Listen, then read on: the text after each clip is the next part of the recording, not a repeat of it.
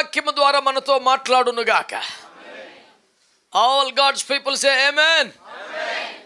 Come on, people of God, lift your hands up and praise God for a while. Hallelujah. భక్తులంతా నా వైపు చూస్తూ దేవుని మాటలు వినండి.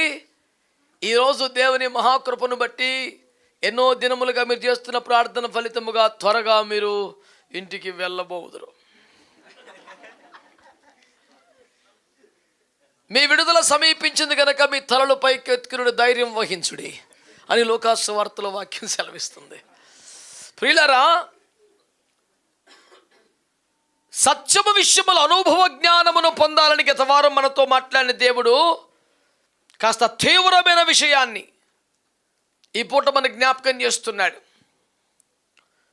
రెండవ సర్వీసులో వాక్యాన్ని విన్నారో లేదో, ఆ టైం అంతా మీకు బహుశా తయారయ్యే టైం కనుక మరి మిమ్మల్ని మీరు పెళ్లి కుమార్తె సిద్ధపరచుకొనుచున్నదని ప్రకటన గ్రంథం 19:6 ప్రకారం మీరు వాక్యం వినే అవకాశం మీకు లేదేమో. మరి ఒక దైవావేశము, దైవిక రోషము, పౌరుషము క్రైస్తవుడికి ఉండాలనే విషయాన్ని ఈనాటి రెండవ సందేశములో హన్నా ప్రార్థన అనే అంశములో ప్రభు మాట్లాడినారు.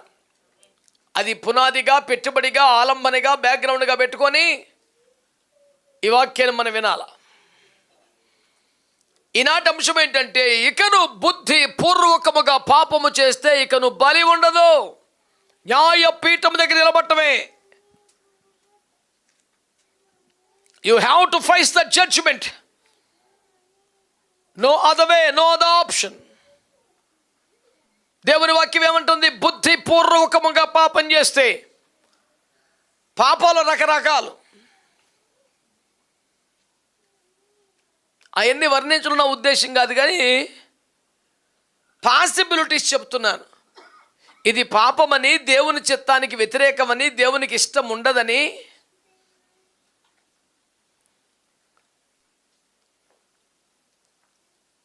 తెలియక చేసే పాపాలు.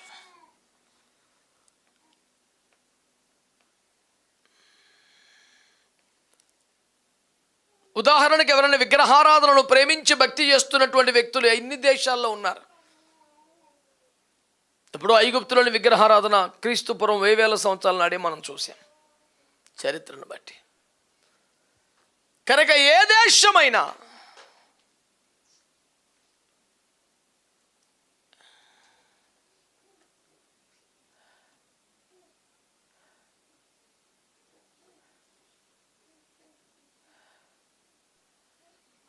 అదే దేశమైనా, ఏ మత విశ్వాసమైనా, వ్యక్తిగతమైనా, వారు చేసేది దేవుని చిత్తానికి విరోధమనే అవగాహన కానీ, విషయ పరిజ్ఞానం కానీ, ఆ సీరియస్నెస్ కానీ వాళ్ళకి లేనప్పుడు అది తెలియక చేసిన పాపం జాబితాలోకి వస్తుంది కదా. యేసుప్రభువు ఏమన్నారు?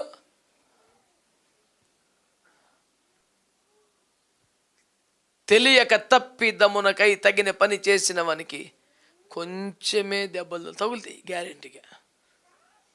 వాడి తెలియక చేసిన తప్పే కనుక కొంచెం తగులుద్ది. అందుకనే దేవుని వాక్యం రాయబడింది, బుద్ధిపూర్వకముగా పాపము చేయవానికి ఇకను, బుద్ధిపూర్వకముగా పాపము చేయవానికి ఇకను బలి ఉండదు కానీ న్యాయపీఠం మీద నిలబడాల్సి వస్తుందని దేవుని వాక్యం తెలియజేస్తుంది. అంటే ఇక తీర్పే. ఎందుకంటే బై మిస్టేక్ జరిగింది కాదు, అనుకోకుండా జరిగింది కాదు. రెండవ రకం ఏమిటంటే, పాపంలో జయించలేక జరిగే పాపాలు. అది పాపమని తెలుసు, ఒకటేమనుకున్నాం, అసలు ఇది పాపమని తెలియదు. ఇది పర్లే కదా, మంచిదే కదా, ఇందులో తప్పే ఉంది, ఇదే కరెక్టేమో, అసలు పాప క్షమాపణ కూడా ఇదే మార్గమేమో అని గుడ్డిగా చేయటం. పాప క్షమాపణ కొరకు చేసిన ప్రయత్నమే పాపమై కూర్చోవడం ఎంత ప్రమాదకరం.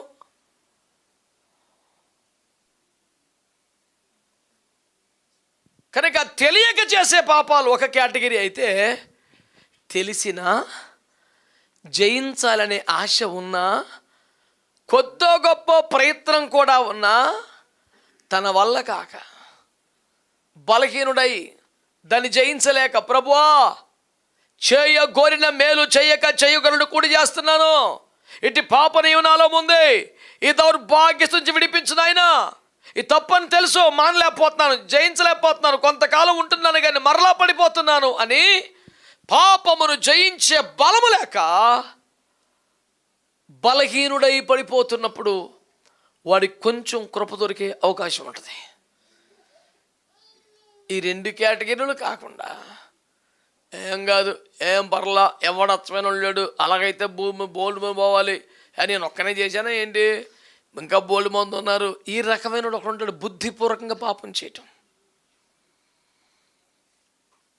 కనీసం బాధ కానీ, దిగులు కానీ, పశ్చాత్తాపం కానీ, అయ్యో నేను ఇలా చేయాల్సింది కాదే, నేను దేవుని బిడ్డను కదా, నా రక్తంతో కొనుక్కున్నాడు, వాక్యంలో కడిగాడు, ఆత్మచేత ముద్రించాడు, నాకు ఇది తగదు, నన్ను పరిశుద్ధుల జాబితాలో చేర్చాడు, మహిమ గల సంగమగా పెండ్లి కుమార్తెగా అలంకరిస్తున్నాడు, రేపో మాపో పరలోక పరిశుద్ధ వివాహ మహోత్సవానికి నన్ను నిష్కలంకమైన పెండ్లి కుమార్తెకి ఎంపిక చేశాడు, నేను చాలా జాగ్రత్తగా ఉండాలని తెలుసు కూడా దేవుని భయం లేని వాడై, పరితగించిన మనస్తత్వం కలిగిన వాడై,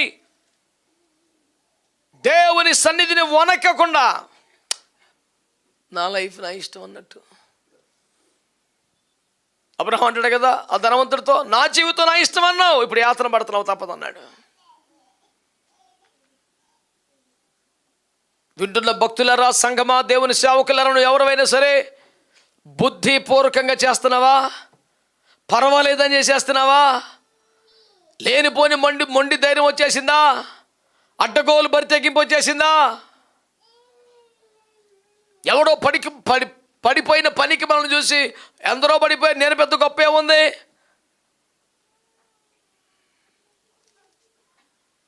బంధుమిత్రులు ఒకవేళ 90 మంది నరకానికి వెళ్దాం అనుకుంటే ఖచ్చితంగా నరకానికి వెళ్ళాలని నువ్వు కూడా ఆశపడతావా? ఇదేమని నీ వ్యక్తిగతం కదా. లోకులందరూ పోవలసిన మార్గమునే పోతావా, లేకొరకు మన కొరకు ప్రతిష్ఠించబడిన జీవము కలిగిన నూతనమైన మార్గంలో ప్రయాణం చేస్తావా? బుద్ధిమంతుడైతే క్రిందనున్న పాతాళమును తప్పించుకొనవలన పరమున పోవు జీవ మార్గమున ప్రయాణం చేస్తాడు. ఇరుకు మార్గములు ప్రవేశింప ప్రయాసపడతాడు. అనేక శ్రమలు అనుభవించి దేవుని మార్గములు కొనసాగుతాడు. కనుక పాయింట్ ఏంటి? బుద్ధిపూర్వకంగా పాపం చేస్తే,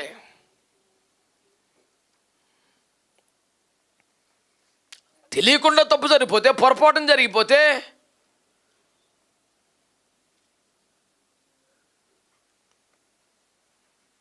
నీ వలన ఒక వ్యక్తి చనిపోతే కోర్టు దాన్ని ఎలా పరిగణన తీస్తుంది? కావాలని చంపావా, పగబెట్టుకొని చంపావా, అనుకోకుండా దెబ్బ తగిలి చచ్చిపోయాడా, దాన్ని బట్టే శిక్ష.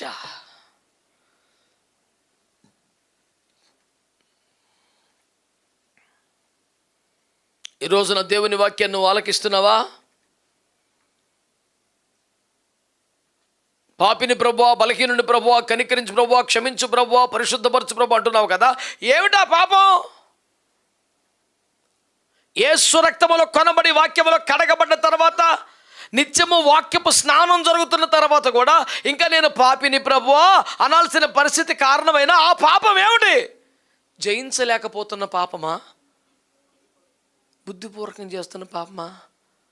ఒకవేళ బుద్ధిపూర్వకంగా పర్లేదులే అని నువ్వు మొండిగా గనక పాపంలో కంటిన్యూ అవుతుంటే నువ్వు న్యాయ తీర్పులో ఉంటావు, నువ్వు చాలా ఇబ్బంది పడతావు అనేది మాత్రం గట్టిగా.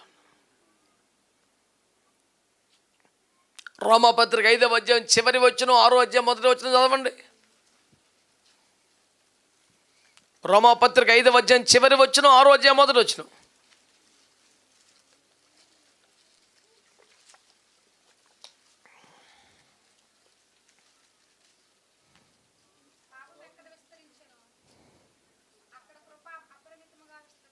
చదువు. నువ్వు 5 చివరి 6 ఒకటి చదవమంటే అంత తొందరగా కలిసిపోతే ఎట్ట బిడ్డ? చదువు. పాపం ఎక్కడ విస్తరించెనో కృప అక్కడ అపరిమితముగా విస్తరించెను, అలాగైనా ఏమందము కృప విస్తరింపవలనని పాపములో అట్లా నరాదు. దేవుడికి స్తోత్రం చెప్పండి. హల్లెలూయా. ఎంత తేటగా దేవుని వాక్యం డీల్ చేసింది. నా వైపు చూడండి ఒకసారి. ఇది ఇప్పుడు అధ్యాయం చదివేస్తారేంటి? మరి అమ్మ టూ మచ్, ఇంకా చదివేశారు కదా. చూడండి, దేవుని కృపను గురించి పాపం ఎక్కువ ఎక్కడ విస్తరించిందో అక్కడ విస్తారం కృప చూపాడంట దేవుడు. అంటే వీళ్ళు పాపంలో ఉన్నారు కనుక, పడిపోయారు కనుక, బలహీనలు అయిపోయారు కనుక, దూరం అయిపోయారు కనుక, నరకానికి వెళ్ళిపోతారేమో, వీళ్ళని కాపాడుకోవాలంటే వీళ్ళకి చాలినంత కృప ఇవ్వాలని ఎక్కడ పాపం విస్తరించిందో అక్కడ కృప కూడా అపరిమితంగా విస్తరింపజేశాడు. అంటే మామూలు భాషలో చెప్పాలంటే, మన టీచర్ గారు ఉన్నారు కనుక ఆవిడ భాషలో చెప్పాలంటే, ఎక్కువగా స్టూడెంట్స్ ఏ సబ్జెక్ట్లో డల్గా ఉన్నారో ఆ సబ్జెక్ట్కి ఎక్కువ క్లాసులు కేటాయించడమే. తరగతిలో ఏ పిల్లగాడు కొంచెం డల్ స్టూడెంటో వాడి మీద ఎక్కువ దృష్టి పెట్టడమే. ఆడ పడ్డా, ఆడెక్కడి నుంచి వచ్చాడా, ఆడికేంటి స్పెషల్ అటెన్షన్, ఊడి పడలేదు, పెద్దగా పడిపోతున్నాడు. ఆదాము కుమారులు అయినటువంటి ఆ ఇద్దరు ఎవరాళ్ళు? కయీను. ఇద్దరిలో దేవాంగీకారమైనటువంటి అర్పణ చేసిన వాడు ఎవరు?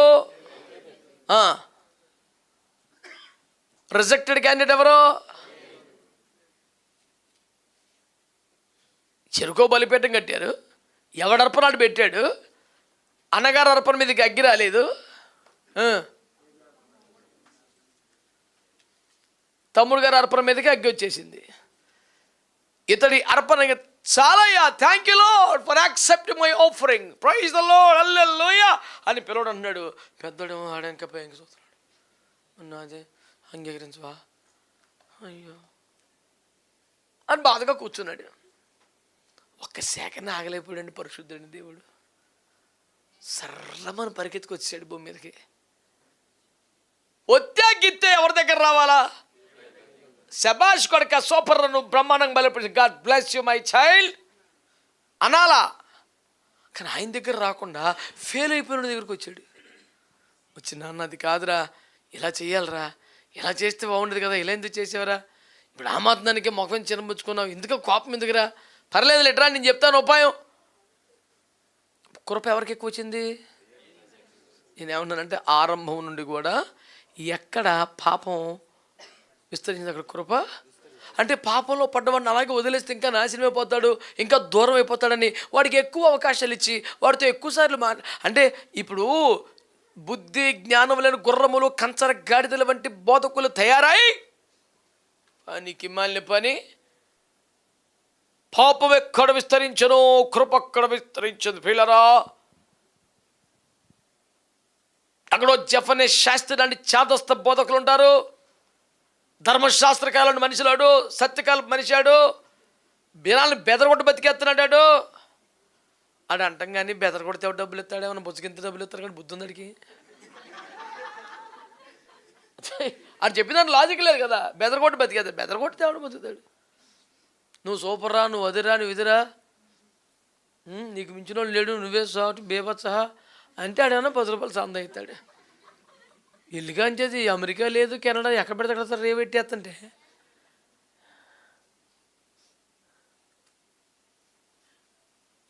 తెలుగులో సామెతుంది, ఆడే అబద్ధం అతికిలా లేదని. ఆడు ఆడిందే అబద్ధం కానీ అతుకుతలేదు అసలు.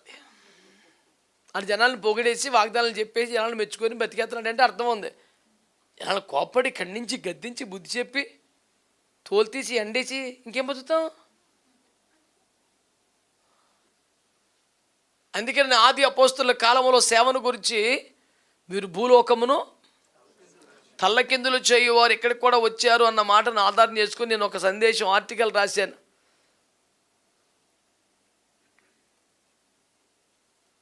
Actually they were complaints but God made them compliments అని రాశాను. వాళ్ళు కంప్లైంట్ పెట్టారు, వీళ్ళు భూలోకం తలకిందులు చేస్తారు వీళ్ళు అని.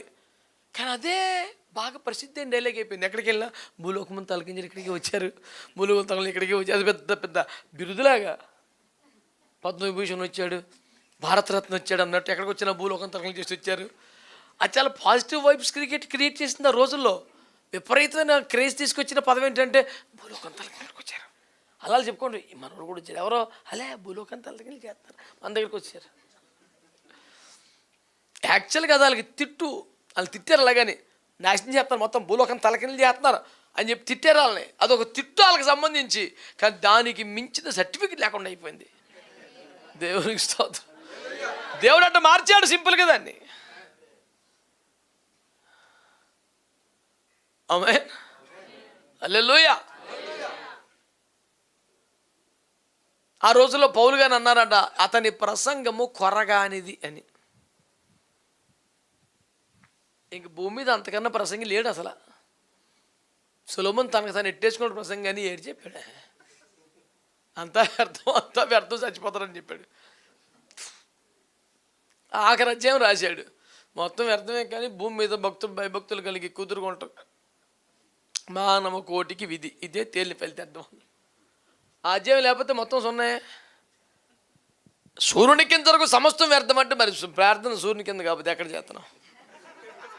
ఆత్మ లక్షణ సువార్త అంతా ఇక్కడే కదా. ఊరికి అంటున్నాను అలాగా. దేవునికి స్తోత్రం. అందుకని పెద్ద ఆయన పాట రాశాడు, అంతా వ్యర్థమని వ్యర్థులైరెందరో నా గురి నీపై నిలిపినందున నా బతుకు సార్థకం అయిపోయింది. యేసు రక్తమే. అంతా వ్యర్థమని వ్యర్థులైరెందరో నా గురి నీపై నిలిపిన.